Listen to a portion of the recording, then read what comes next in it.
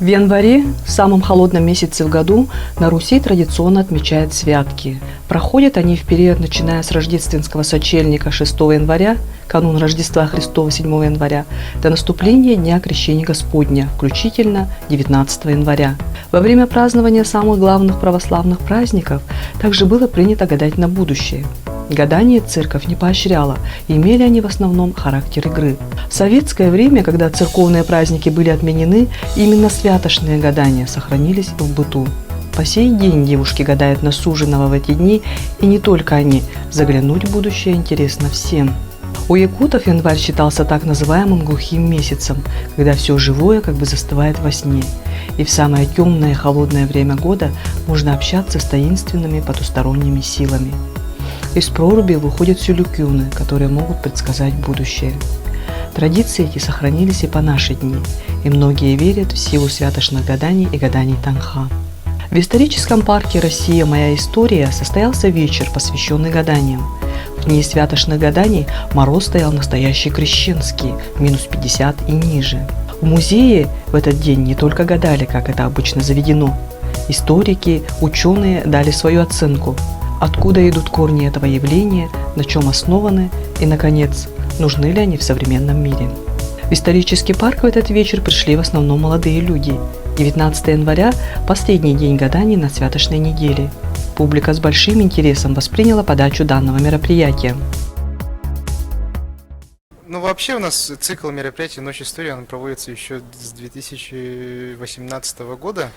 А из 2018 года вообще лейтмотивом этого мероприятия «Ночь истории», которое всегда проводится во время святочных гаданий Танха, всегда являлось как бы раскрытие этого культурного феномена. Он же на самом деле очень интересный, с антропологической точки зрения, с культурной точки зрения, что же кроется за этими гаданиями. Это же не просто святочное гадание, это целый культурный пласт, это часть традиционной культуры нашего народа. К любому вопросу можно подойти по-научному, особенно к такому.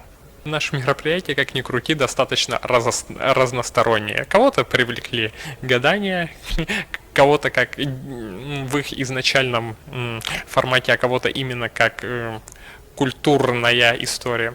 Кого-то привлек квиз поиграть, кого-то просмотр фильма, а кого-то лекционный материал. Большую роль сыграл в проведении мероприятия исторический факультет Северо-Восточного университета, на котором готовят историков, этнологов, археологов, этнографов. Участие студентов исторического факультета, как волонтеров, заменивших гадалок и предсказателей, немного удивило публику.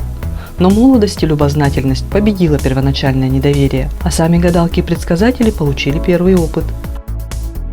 И это студенты первого курса, второго курса, и ими руководят старшие курсы аспиранты. То есть это, как бы сказать, с одной стороны обучение студентов, интерактивным способом, это раз. И второй момент – это сбор материала, потому что тут приходят зрители, и они тоже делятся своими историями, своими какими-то страшилками, допустим, на сегодня ночь страшилок. Это тоже этнографический материал.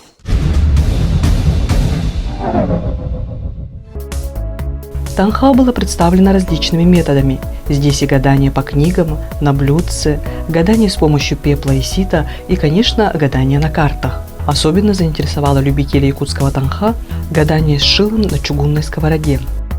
Это обозначение сторон света, то есть это север, юг, восток и запад.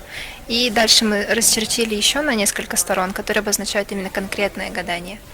И также разделили на цифры, то есть это 1, 2, 3, 4, 5 и 6. Каждый из них обозначает определенное.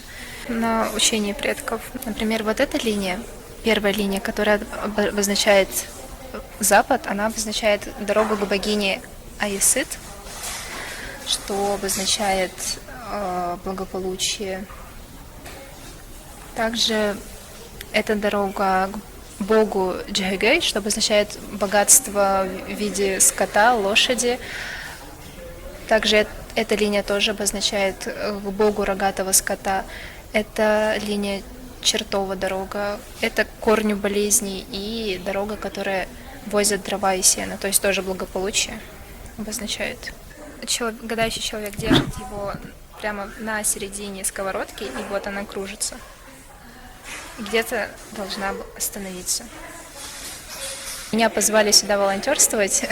Ну, само мероприятие, оно носит в себе мистические нотки, поэтому как человеку любознательному мне, конечно же, понравилось участие в этом мероприятии.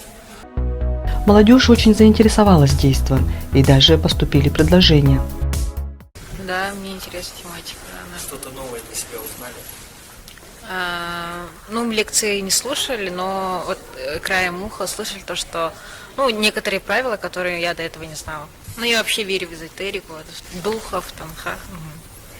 Да, мне понравилось гадание, конечно, интересно. Там еще была Касюрдеген. Интересно, понравилось. Но плохо то, что они проводили на русском языке. Было бы славно, если бы в следующем году они бы проводили на якутском языке. Интерес молодежи к гаданиям известный ученый Николай Сергеевич Кирьянов, кандидат исторических наук, руководитель Музея арктической археологии Якутии, объясняет так. Исторический парк – это место, где люди, прежде всего молодые, хотят не только узнать о многом, об истории, об искусстве, но и они хотят и поэкспериментировать, и хотят, может быть, самим что-то найти, да, и, возможно, даже удивить кого-то. То есть что-то там рассказывают умные люди, а у них есть какие-то другие факты, они что-то говорят, вбрасывают, и получается такая хорошая искра. Поэтому исторический парк – это идеальное место для того, чтобы весело и с пользой проводить время.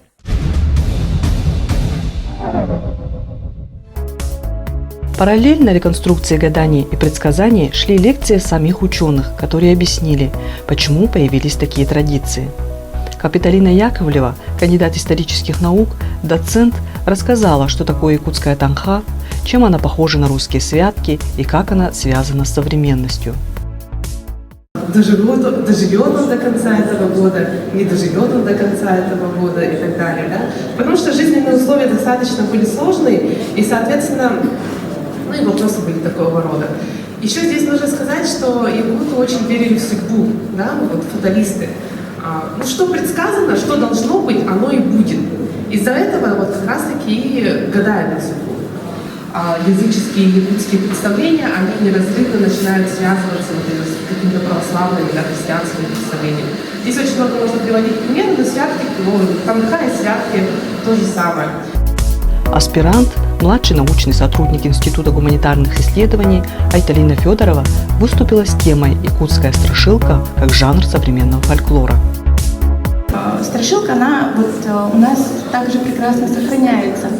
Почему вообще ее интересно изучать? Почему я выбрала эту тему? Поскольку можно было бы подумать, страшилка и страшилка – это детские какие-то рассказы, что в них такого особенного. Его рассказывают и взрослые. Это, знаете, бывает обычно не детская история какая-то для развлечения. Это часто бывает свидетельство. Это истории, когда человек был, например, свидетелем каких-то событий. Айтал Яковлев, кандидат исторических наук, доцент, провел дискуссию на тему «Историческая память в Якутии». Ученые донесли в доступной форме о первоисточниках возникновения гаданий и предсказаний, почему это является культурой не только якутского народа, но и традицией других народов России. Самым познавательным первоисточником стала лекция «Раскопки родового могильника тыганидов от Быран 15-18 веков в Хангаласском районе», о легендарном Тыгын-Дархане и его потомках. Да, лекция была посвящена раскопкам якутских погребений в Хангаласском районе. Там есть могильник Атбыран, который изучается еще с начала 20 века, на котором были погребены потомки Тыгын-Дархана. Конкретно там были погребены такие исторические личности, как Мазары Базеков и Сафрон Саранов, и кроме них были погребены и другие, видимо, члены семейства. И одно из раскопанных погребений, женщина 60 лет, мы считаем, и историки с нами соглашаются, что эта женщина была современницей Мазары Базекова и, возможно, была младшей женой Тыгына и матерью двух его самых младших сыновей. По крайней мере, мы сходимся в этом мнении. Говоря о раскопках, мы тоже приоткрываем эту завесу, даем понять, что страхи и какие-то домыслы, они беспочвены, а может быть какие-то страхи, наоборот, имеют место основания быть. Изюминкой «Ночи истории» стал мастер-класс Миры Аргуновой, известной художницы, чье имя известно далеко за пределами Якутии. Это скорее можно назвать арт-программированием, потому что эти картины, основываясь на работе, на психологических исследованиях работы человеческой психики, должны помочь людям исполнить их желания. Благодаря этому визуальному образу люди будут смотреть, каждый день вспоминать свои ощущения при исполнении желания, которое они представили себе в начале творческого процесса. Основа мастер-класса состоит в том, что участник сам должен нарисовать картину про свои впечатления о гадании в эту ночь, и при этом не имеет значения, умеет ли человек рисовать. Но гадания были не самые веселые. У меня выпало прям очень много негативных предсказаний. Да, здесь хорошо. Я учусь рисовать. Ну, очень такой интересный, как сказать, творческий. Очень не хватает в обыденной жизни творчества именно. Я думаю, да, тут много мероприятий на разный вкус, и каждый человек любого возраста, любого интереса может найти себе занятие по делу. Да. Вечер хорошо организован в этом плане. Я думаю, что парк можно назвать одним из лучших музеев, если не лучшим музеем в Республике Саха-Якутия. Думаю, что все мероприятия, которые проводятся парком, проводятся на высоком профессиональном уровне. И вот это конкретное мероприятие, оно очень нужно для социума, потому что оно в доступной, приятной, интересной форме привлекает интерес общества к изучению науки. А далее уже более профессионально продолжить любой может по своему желанию. Я думаю, что это очень важно. Исторический парк – это здорово! Ночь истории мультимедийного исторического парка «Россия. Моя история» – это не просто попытка найти методы и контакты с молодым поколением. Это уже научно-познавательный и практический метод работы музеев такого формата, который позволяет познать историю, культуру и традиции своего народа.